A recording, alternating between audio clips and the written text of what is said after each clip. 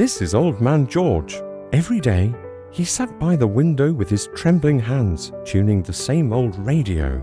Its wooden body was scratched, its antenna bent, and its knob squeaked with every turn. To the family, it was nothing but useless junk, a relic of a man stuck in the past. They laughed at him, calling it a silly toy of a senile old man. "Why don't you do something meaningful, Grandpa?"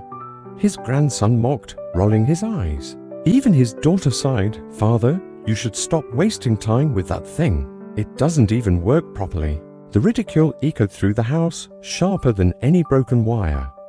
Yet George, with his sunken eyes and quiet breath, kept listening, adjusting, waiting. What they didn't know was that this radio wasn't just a machine. It carried the echoes of a time when his work had saved lives, when the sound of static wasn't noise but hope. And then, on one fateful afternoon, as his family mocked him louder than ever, the crackling voice of the national broadcast pierced through the static. A solemn announcement began. And today, we honor a man whose work on emergency wave systems decades ago saved countless lives during the Great Flood. His name, the living room froze. Every eye turned to the radio. Have you ever underestimated someone, only to discover they were carrying a legacy for greater than you imagined? The house where George lived was not grand, but it carried the weight of time. Its paint had faded into a pale grey, and the wooden floor creaked with every step. On the mantel above the fireplace, old photographs sat in dust-coated frames, their colours drained by years of sunlight. In one photo, a young soldier in uniform smiled with pride. Few in the household even noticed it anymore. To them, George was no longer that strong man, only a frail elder clinging to useless memories. Every morning followed the same rhythm. The smell of toast drifted from the kitchen, mixed with the faint bitterness of coffee. The children rushed around, their shoes tapping loudly on the wooden floor, while George sat silently in his corner. His chair, worn at the arms from years of resting elbows, faced the window that opened to the garden.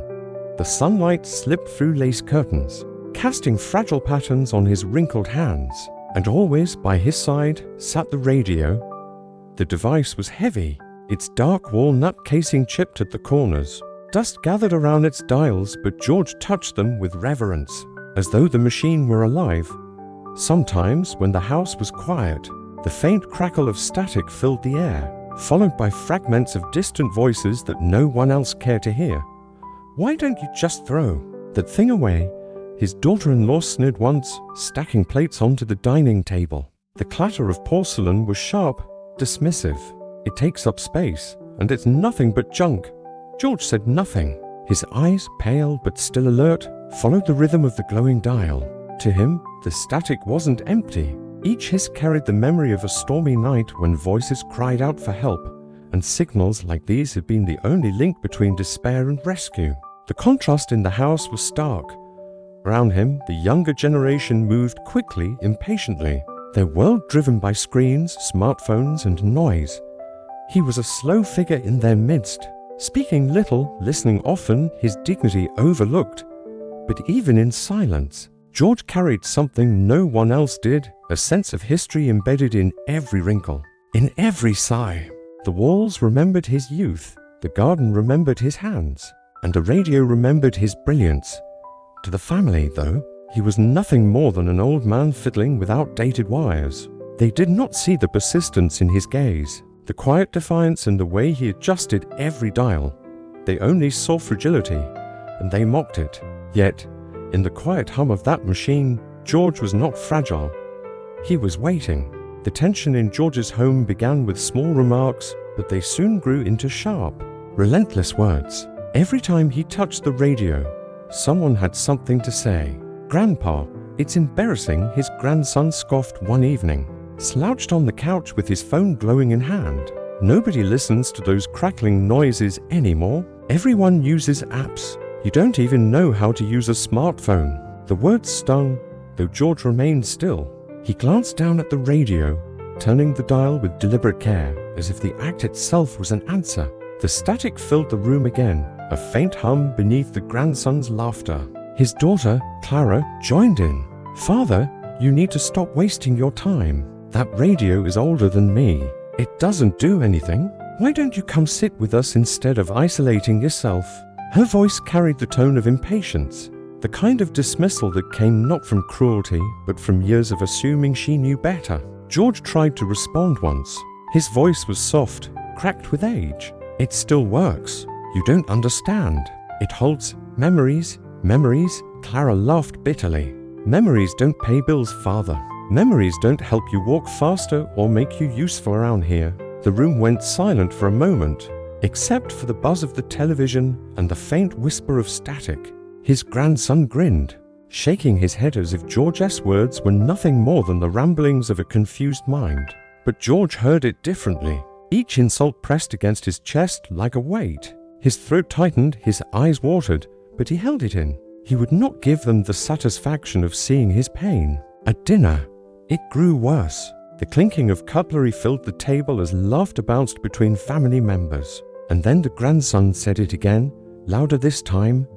"Grandpa, why don't you just throw that trash away? You look ridiculous, sitting there every day waiting for voices that aren't even real." Everyone chuckled. Clara covered her mouth, trying to hide her smile, but the damage was already done. The words had landed like a slap. George's hand trembled slightly as he lifted his spoon, and for a moment, he thought about leaving the table altogether. But he didn't. Instead, he sat quietly, each bite tasting of bitterness. He glanced once at the radio in the other room, visible through the doorway. It seemed almost alive, waiting, glowing faintly as if it could feel his humiliation. Inside him, anger stirred.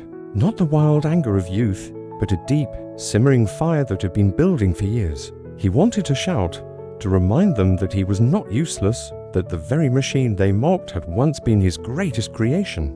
But he swallowed it, pressing his lips together until they were pale. That night, long after everyone had gone to bed, George sat alone in his chair, the radio humming softly beside him. The voices of the day echoed in his head, senile, useless, junk. He closed his eyes, his fingers brushing the worn wood of the radio's casing. He whispered to himself, so quietly that only the shadows heard. "One day, you will know," and somewhere in the deep crackle of the airwaves, the universe seemed to answer back. George's silence carried decades of stories no one around the dinner table ever cared to hear. Long before his hair turned white and his back bent with time, he had been a man of precision, of duty, of innovation. He remembered the night of the Great Flood, when the river rose higher than the rooftops and panic gripped the city.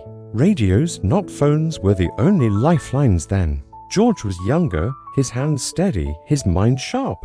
He had worked tirelessly through the night, building an emergency wave system that cut through the storm. From makeshift towers and trembling wires, his signal reached rescue teams scattered miles away. Boats were guided toward stranded families, supplies were delivered, and countless lives were spared. But no one in his household remembered that story. To them, he was simply old, fragile, and slow. The injustice stretched far beyond that radio. For years, George had watched his sacrifices fade into dust. He had given his youth to service, had missed birthdays and anniversaries because duty called. His late wife had understood, had sat beside him during those long nights when static filled the air. She used to bring him tea, smiling softly, saying one day, "They'll understand what you've built." But that day never seemed to come. After she passed, the loneliness grew heavier, and so did the dismissive laughter of those around him. His children had prospered in careers he once encouraged, yet they rarely looked back at the foundation he had laid. His grandson knew the convenience of modern gadgets but never asked who had paved the way, for the signals bouncing invisibly through the air. Each insult, each scoff, each careless word became another stone on his chest. And yet, George endured, not because he was weak, but because he held something they could not see, a memory, a truth, a quiet pride. He would sit by the radio, recalling the letters of thanks once sent by strangers whose lives had been saved. He remembered the medal that was tucked away in a box, the certificate folded carefully in a drawer, ignored by those who called his work meaningless. And so the years passed, the world forgetting, his family mocking, until George himself became little more than a shadow in his own home. But within that shadow, the fire of his past still glowed. His silence was not emptiness, it was restraint. His patience was not surrender, it was strength. And the day was coming when the static would break and the truth would speak louder than every insult. It began on a Sunday afternoon, when the air was heavy with the smell of roast chicken and the chatter of family filling the living room. George, as always, sat in his chair by the window, the old radio resting beside him. The mockery had become background noise now, woven into daily life like the ticking of the clock. But on this day, something different happened. As he slowly turned the dial, a sudden burst of clarity cut through the static. A voice, strong and clear, filled the room. It wasn't the usual chatter of a distant station. It was the national broadcast live. The family fell silent, more out of surprise than respect. And today, the announcer declared, "We pay tribute to the unsung heroes whose innovations in radio wave engineering saved thousands during the great flood of decades past." George's hand froze over the dial. His breath caught. He knew what was coming, though his family did not. Clara frowned, setting down her glass. "What's this about?" The announcer continued. "Among these men, one stands out, a quiet engineer who dedicated his life to ensuring communication when the world seemed lost. Without his design, emergency signals could not have reached the rescue teams in time. His work became the backbone of modern emergency broadcasting, and today, his name is officially recognized." The room grew still. The only sound was the steady hum of the radio, as if the machine itself was waiting for the moment it had guarded all these years. George's eyes glistened.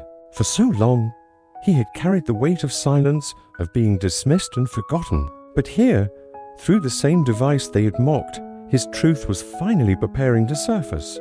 The grandson laughed awkwardly, trying to break the tension. "Yeah, right? Like that could be about you, Grandpa." But even as he said it, the announcer's voice swelled with finality. "The man we honor today is George Whitman." A stunned silence dropped over the room like a heavy curtain. Forks paused in midair, eyes widened, and the mocking smiles slipped from their faces. The name they had ridiculed, the man they had dismissed, now echoed across the airwaves of the nation, and in that silence, George sat taller than he had in years. The room froze as George's name echoed from the old radio. For a moment, no one moved. Even the clock on the wall seemed to stop ticking. Clara's fork slipped from her hand and clattered onto her plate. Her son, the grandson who had laughed the loudest, sat wide-eyed, his phone forgotten in his lap. The announcer's voice carried on, rich and steady, filling every corner of the living room. This man's design of the emergency wave system allowed signals to cut through storms and chaos, ensuring that desperate cries for help were heard. His innovation became a cornerstone in rescue operations, and his dedication has saved countless lives. Today, the nation remembers George Whitman. Applause erupted faintly through the broadcast, the sound of an audience honoring him somewhere far away. Yet here, in the home where he was belittled, the silence was heavier than thunder. George did not gloat. He did not smirk. He simply sat straighter in his chair, his frail body outlined by the sunlight spilling through the window. The crackle of the radio felt like a heartbeat. Steady, alive, his grandson finally spoke, voice shaky. "Wait, Grandpa, that's you?" George turned his gaze slowly toward him. His eyes, weary from years of dismissal, now burned with quiet authority. He didn't need to answer. The truth was already undeniable. Clara swallowed hard. "Father, why didn't you ever tell us?" George let out a breath that seemed to carry decades of weight. "Because I thought, one day you might ask, one day you might care to listen." His voice was calm, low, but it struck harder than any shout. The broadcast continued, detailing the story of the flood, of the thousands saved, of the heroism attributed to his invention. Each word was a reminder, a revelation, peeling away the years of mockery that had buried his dignity. The grandson stood, pacing, unable to contain the shock. "All this time, we called you useless, and you saved lives." George looked back at the radio, the static humming like an old friend vindicated at last. "I didn't save them alone, but I gave others a chance to reach them. That's what mattered."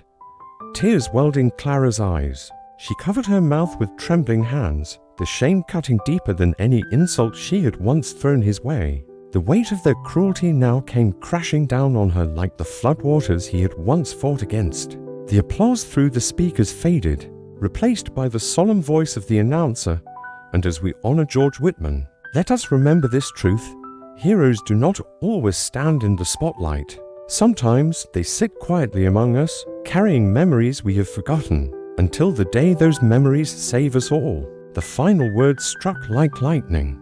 Everyone in the room turned toward George, not with laughter, not with scorn, but with awe and guilt. For the first time in years, George did not feel invisible. He was no longer the frail old man with a useless radio. He was the man whose legacy spoke louder than mockery, whose truth shattered years of humiliation in one powerful moment broadcast to the nation. And in that silence, every member of his family realized they had not just underestimated him, they had erased him.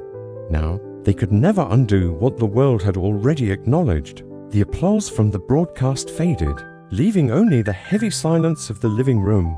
All eyes were fixed on George, but he did not rush to speak.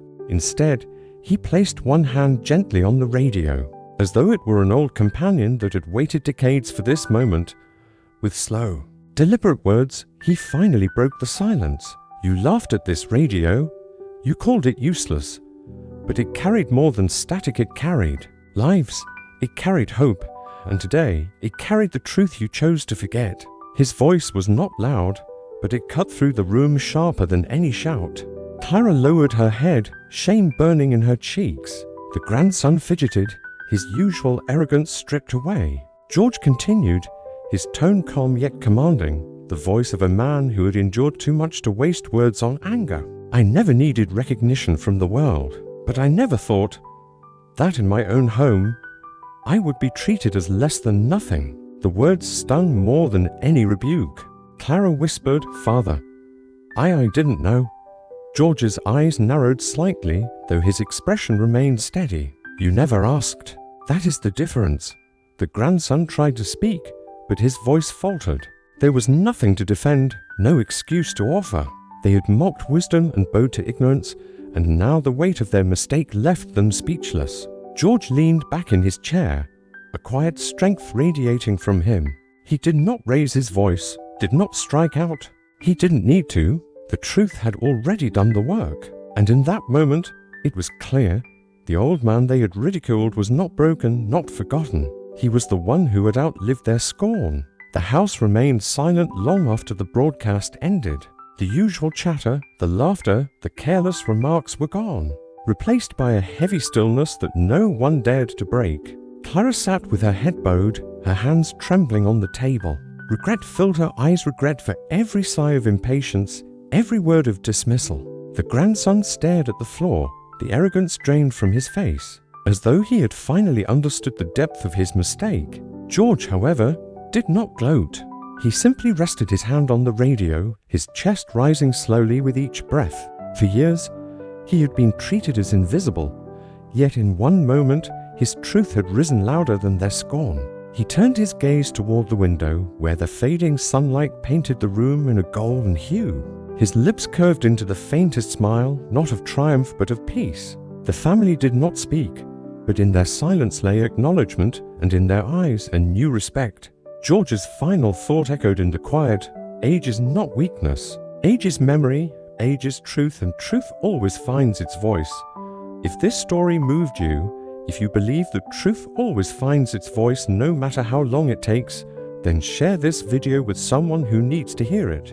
Like, comment, and subscribe to our channel for more powerful stories of resilience, hidden legacies, and dramatic twists that will leave you speechless. Join our community as we uncover the forgotten heroes, the overlooked truths, and the moments when justice finally shines through.